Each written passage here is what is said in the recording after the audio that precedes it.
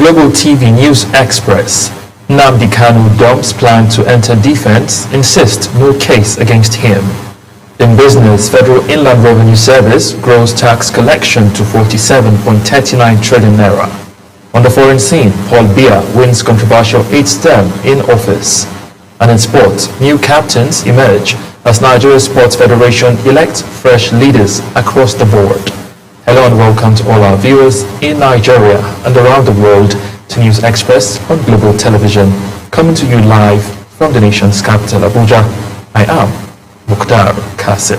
A quick reminder, Global Television is on DSTV, channel 365 and on Star Times, channel 276. And now, the news in details. Detained leader of the proscribed separatist group Indigenous People of Biafra, IPOB Nnamdi Kanu, has abandoned his earlier plan to call witness in his defense in his ongoing trial for alleged terrorism offenses. The court on October 24 had adjourned till October 27 for Kanu to open his defense. Kanu had written the court indicating his intention to call witnesses and applied for witness summons.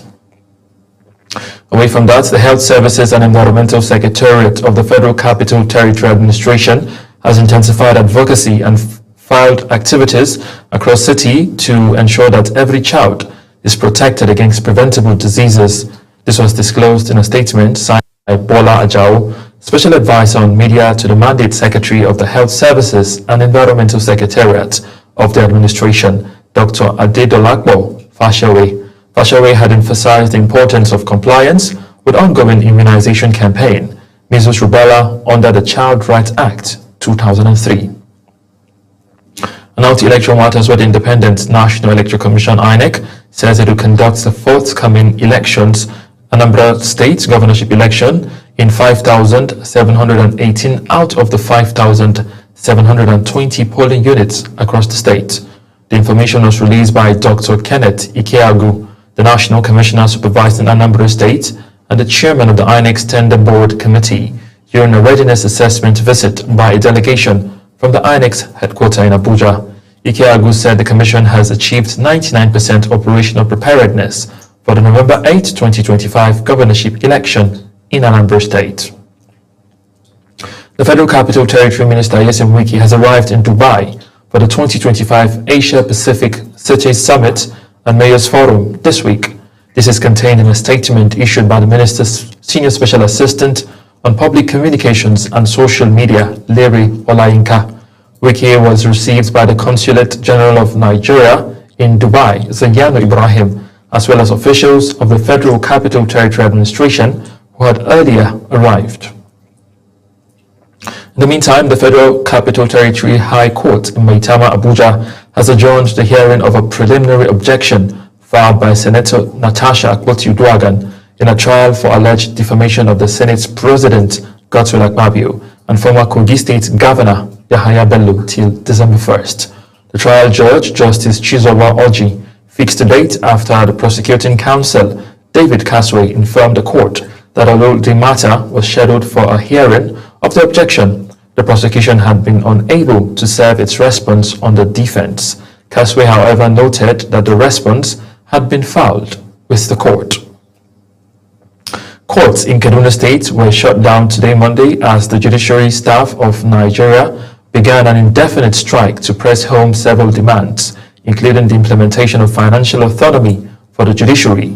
The Federal and State High Court, the Upper Sharia Court, and the Customary and Magistrate Court were under lock and key with banners on the gates reading Josun Kaduna Chapter embarks on strike.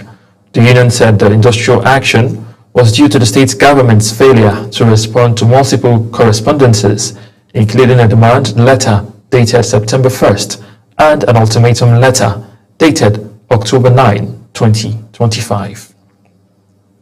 And now to defense matters, where the Nigerian Defense Academy in Kaduna State has advised residents of Afaka, Kauya, and Mando to stay clear of its open range from Tuesday, 28 October to Friday, November 7, 2025. This is contained in a statement issued by the Academic Public Relations Officer, Major Muhammad Maidawa in Kaduna State. Maidawa stated that the inhabitants of Mando, Tsamia, Kauya, and Afaka general areas are cautioned as the Academy will begin conducting a range management package shooting exercise for cadets of the 73 Regular Course Army. A former governor of Jigawa State, Sule Lamido, has formally declared his intention to contest the position of the national chairman of the People's Democratic Party, PDP. Lamido made the announcement in a post on his verified Facebook page, saying he would visit the party's national headquarters to purchase his nomination form. A key member of the PDP and a former Minister of Foreign Affairs, Lamido said he is committed to rebuilding and strengthening the party ahead of future elections. In another development, Sule Lamido has threatened to take legal action against the party, PDP, if he is not granted access to purchase nomination forms ahead of the forthcoming national convention scheduled for November 15 and 16 in Ibadan, Oyo State. Lamido, while speaking with journalists in Abuja on Monday after his attempt to obtain the PDP national chairman nomination form proved unsuccessful, disclosed that both the national secretary, Senator Samuel Anyao, and the national organizing secretary, Umaru Bature, were involved in the matter. During its 102nd National Executive Committee meeting held on August 25 in Abuja, the People's Democratic Party agreed to zone its 2027 presidential ticket to the south while allocating the position of national chairman to the north. Meanwhile, the People's Democratic Party PDP has suspended the screening of aspirants ahead of its 2025 elective national convention earlier scheduled for Tuesday, October 28, citing unforeseen circumstances. In a statement signed by Ahmadu Umar Fintiri, chairman of the National Convention Organizing Committee and governor of Adamawa State, the committee said a new date for the screening would be announced soon. The decision, coming less than a month before the much-anticipated convention, has sparked concern among party and members, observers about possible internal challenges and the potential impact on the party's preparations. Still talking politics, the African Democratic Congress, ADC, in Adamawa State has inaugurated a caretaker executive committee to steer the party's affairs until a new leadership is formally elected. Presiding over the inauguration, the Northeast Zonal Vice Chairman of the ADC, David Lowell Babachir, said stakeholders agreed to constitute the interim team to stabilize the party and prepare it for the 2027 general election. Babachir explained that the new structure was approved by the National Working Committee after due consultation and compliance with the party's constitution. Away from politics, at least 5 teenage girls have lost their lives following a boat mishap in Lafada town, Gombe State. Media aide to Governor Inuwa Yahaya Ismail Uba Misili has expressed deep sadness over the incident in a condolence message to the bereaved families. He described the incident as painful and heart-wrenching, especially given the tender ages of the victims and the grief caused to the families. United Nations Children Fund, UNICEF, Child Protection Specialist Victor Atuchukwu has raised concerns that some internally displaced persons, IDP camp officials, were using their positions to take advantage of vulnerable girls and women dislocated by conflict. Atuchukwu disclosed this during a meeting convened by the JASP Health and Gender Development Initiative in collaboration with UNICEF to map out modalities for the prevention of sexual and gender-based violence, as well as sexual exploitation and abuse in Makurdi. He noted that gender-based violence targets individuals because of their gender, while sexual exploitation involves abusing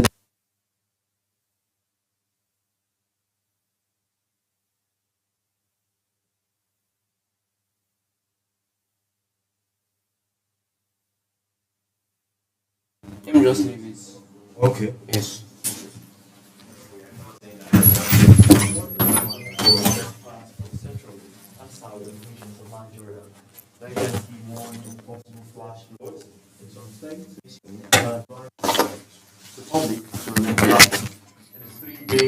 Outlook released, the agency stated that the slight dust haze with good visibility is expected over states like Borno, Zamfara, Northern Kaduna, Yobe, Jigawa, Kano, Katsina, and other states on Monday. You're watching live broadcast of News Express. When News Express returns, 92-year-old Paul Biya wins controversial 8th term in office. Details coming shortly, plus business and sports stories. On the other side of this break, please stay with us.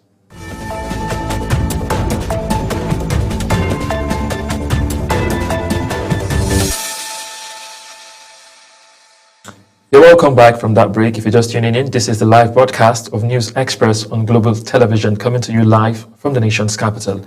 And now to business news, where the Central Bank of Nigeria has released a total sum of $1.259 billion to oil sector players for the importation of petroleum products and other related items into the country. In fresh data from the Nigerian Midstream and Downstream Petroleum Regulatory Authority, petroleum marketers imported 69% of the 21 billion liters of petrol Nigerians consumed between August 2024 and the first 10 days of October 2025. The amounts released between the first 3 months of 2025 is against the backdrop of the insistence of marketers to continue fuel importation despite the availability of petrol from the Dangote refinery. Still talking business, the Federal Inland Revenue Service, FIRS, has achieved a record-breaking tax collection of 47.39 trillion naira between October 2023 and September 2025. This period is under the current leadership of the Revenue Service Chairman, Zak Adedeji. President Bola Tinubu had approved the appointment of the tax chairman on September 14, 2023. The National Orientation Agency says Nigeria's debt burden has significantly decreased since President Bola Tinubu assumed office in 2023, dismissing claims suggesting otherwise. The Debt Management Office said Nigeria's total public debt stock has risen to 152.40 trillion naira as of June 30, 2025. The Debt Management Office said the figures represent a 3.01 trillion naira increase from the 149.39 trillion naira recorded at the end of March 2025, marking a 2.01% rise within 3 months. And now to news making rounds on the foreign scene. Cameroon's long-term leader, Paul Biya, has secured another term in office after the country's Constitutional Council declared him winner of the October 12th presidential election. The 92-year-old has ruled Cameroon for over 4 decades, making him one of the world's longest-serving head of state. Our correspondent has details.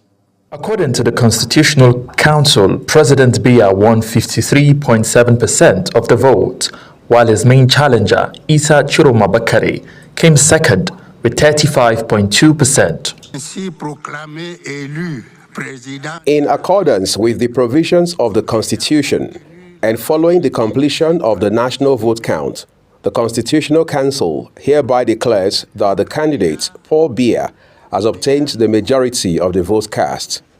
Therefore, and by virtue of the powers conferred upon this council, Paul Biya is hereby proclaimed as the elected president of the Republic of Cameroon with a mandate to serve for the next 7 years. Chiroma had earlier declared himself winner and called for nationwide demonstrations, leading to deadly clashes in Douala, where 4 people were killed as security forces dispersed protesters. Observers say the election reaffirms Biya's tight grip on power in a system critics describe as increasingly authoritarian. Paul Biya, Cameroon's only leader since the independence from France in 1960, begins his 8th 7-year term, extending a rule marked by political repression, economic inequality, and separatist tensions. Let's move away from Africa to the Middle East, where the United Nations Palestinian Refugee Agency says Israel is continuing to defy entry to its global staff and aid supplies into Gaza in defiance of the International Court of Justice ruling. Hamas expands its search for the 13 remaining bodies of Israeli captives in Gaza and is working with the Red Cross and Egyptian teams to search behind Israeli military line. Palestinians returning to their homes in Gaza are facing danger from unexploded ordnance, with at least 53 people killed and hundreds injured by explosives left behind by the Israeli military. Meanwhile, the Gaza Tribunal has issued its final findings, saying that Israel is committing genocide in Gaza and that Israeli perpetrators and their Western enablers should not be allowed to escape justice for their crimes. The unofficial tribunal, which was established in London last November, gave its moral judgment following 4 days of public hearing in Istanbul, Turkey. Presided over by Richard Falk, a former United Nations Special Rapporteur on Human Rights in the Palestinian territories. The initiative comes in tradition of the Russell Tribunal, which heard evidence in the 1967 of United Nations war crimes in Vietnam. New York City mayoral candidate Zohran Mamdani has given an emotional speech addressing what he called racist, baseless attacks from his opponent a day before early voting begins in the race he is projected to win. Speaking outside a mosque in Bronx, Mamdani criticized his opponent for bringing, in his words, hatred to the forefront, noting that their Islamophobia not only affects him as the Democratic nominee for mayor, but also close to 1 million Muslims living in New York. Uyi Agmunfuegbe has the rest of the story. Mamdani, who is currently a member of the New York State Assembly, said while he had tried to focus his election campaign on his core message of affordability, his opponents in recent days has shown that Islamophobia has emerged as one of the few areas of agreement. His speech also came a day after his top opponent, former New York State's Governor Andrew Cuomo, laughed after a radio host, Sid Rosenberg, said Mamdani would be cheering if another September 11 attack occurs. It is whether we are willing to say goodbye to anti-Muslim sentiment that has grown so endemic in our city that when we hear it, we know not whether the words were spoken by a Republican or a Democrat. We know only that it was spoken in the language of politics of this city. In an era of ever-diminishing bipartisanship, it seems that Islamophobia has emerged as one of the few areas of agreement. Zohran Mamdani, New York mayoral candidate. Mamdani had earlier received a long-anticipated endorsement from Hakeem Jeffries, the leader of the Democratic 8th Congressional District, which includes the Brooklyn neighborhoods of East Flatbush, Coney Island, and Brownsville. Uyi Agmunfuegbe reporting for Global TV News. And now to the exciting world of sport, where sporting excellence and leadership in Nigeria is taking a fresh turn as newly elected presidents take charge across several national sports federations, from handball to shooting to aquatics to taekwondo, rugby to hockey to tennis. The excitement in Abuja has been palpable. Our correspondent Anita Patrick reports on a day of victories, surprises, and renewed hope for sports development.